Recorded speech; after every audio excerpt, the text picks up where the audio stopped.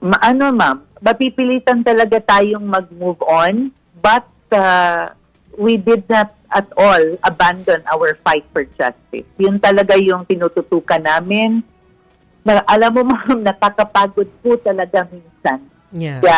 The experiences we went through, talagang kung saan. Kaya nga sabi ko, na one time naisip ko, sabi ko, Lord, kaya siguro naiintindihan ko rin itong mga taong lumalapit sa akin, sometimes lining up, a lot of them, because na-experience ko po na naka-line up ako, naghihintay ako, kailan ako ma-entertain because of these cases that I am asking people to extend help to us.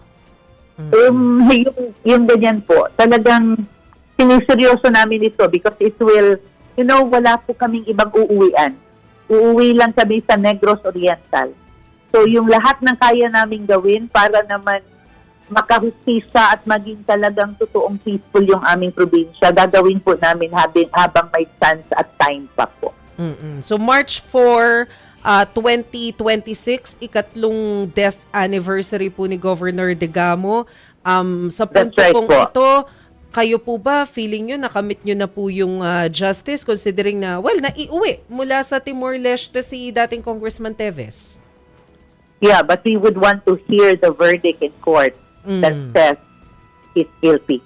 And yun yung pinakahihintay po namin. And then, talagang masasabi na namin na talagang justice is served.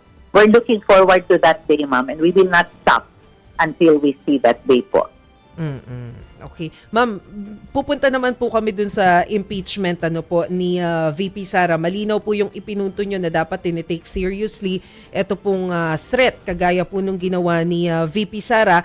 Pero ano po yung magiging expectations natin sa mga susunod na araw considering na nabigyan na po siya ng 10 days para po dun sa kanyang sagot? Yes, so we'll give them time to answer. And hintayin na lang po natin we will be following the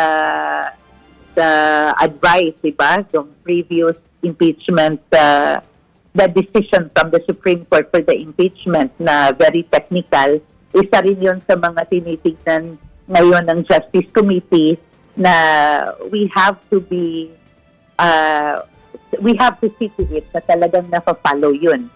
So, given the time period na nasa ating batas na susundin hanggang kailan natin hihintayin yung kanilang answer. And then after that, I think the Justice Committee will act like para tayong fiscalizer doon, hihintayin natin yan.